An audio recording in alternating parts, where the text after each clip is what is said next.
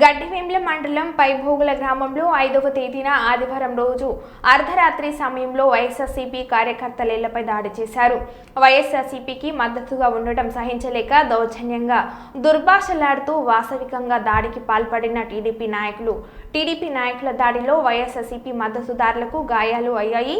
ఇంత జరుగుతున్నా పోలీసులు కనీసం పట్టించుకోలేదని బాధితులు పాణ్యం మాజీ ఎమ్మెల్యే కాటసాని రాంభూపాల్ రెడ్డికి తెలిపారు.